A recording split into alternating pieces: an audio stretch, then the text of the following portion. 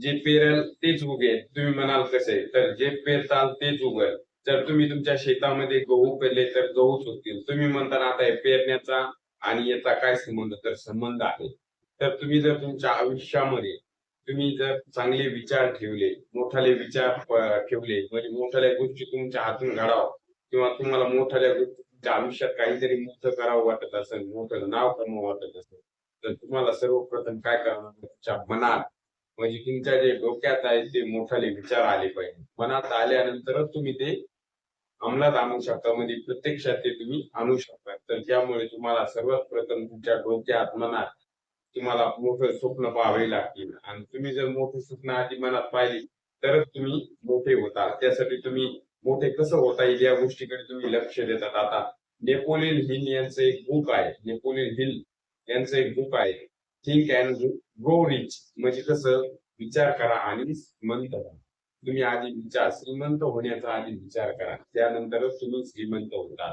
तर तुम्हाला आधी तुमच्या मनामध्ये श्रीमंत होण्याचा विचार करा म्हणजे त्यानंतरच तुम्ही त्या गोष्टीकडे लक्ष द्याल. आता समज आपल्याला एखाद्या गावाला जायचंय तर आपल्या डोक्यात आधी त्या गावाला जायचा विचार असतो. त्यानंतरच आपण स्वतः आपल्या घरातून निघून त्या गावाला जातो. जर आपल्या डोक्यात कुठलाही विचार नाही तर आपण प्रत्यक्षात ती गोष्ट करू शकत नाही. ती एक 101% खरं आहे. त्यामुळे तुम्हाला आधी कोणत्याही गोष्टीचा विचार करावा लागेल. त्यानंतर तुम्ही श्रीमंत होता. मोठाली स्वप्न पाहण्यासाठी आता तुम्ही एखाद्याने समज ठरवलं मला माझ्या आयुष्यामध्ये खूप सारा पैसा कमवायचा आहे. तर तुम्हाला पैसा कसा कमवायचा, कसा तो इन्व्हेस्ट करायचा, कसा सेव्ह करायचा याच्याबद्दल तुम्हाला आधी शिकावं लागेल. पैसा कसा आल्यानंतर कसा तुम्ही ₹10 कमवल्यानंतर कसे त्या ₹10 तुम्हाला ₹20 करता येतील, कसे ते वाढवता येतील याच्याकडे लक्ष द्यावे लागेल. तर अशा प्रकारे तुम्ही विचार करा आणि श्रीमंत व्हा या गोष्टीकडे लक्ष द्या. म्हणजे थिंक अँड गो रिच ह्या गोष्टी तुम्हाला पाहाव्या लागतील. त्यासाठी चांगली पुस्तके वाचावी लागतील. त्यानंतर चांगल्या चांगल्या मोठ्या व्यक्तींचे विचार ऐकावे लागतील. ते त्यांनी त्यांच्या आयुष्यात कसं सक्सेस मिळवलं हे तुम्हाला त्या गोष्टीकडे लक्ष द्यावं लागेल.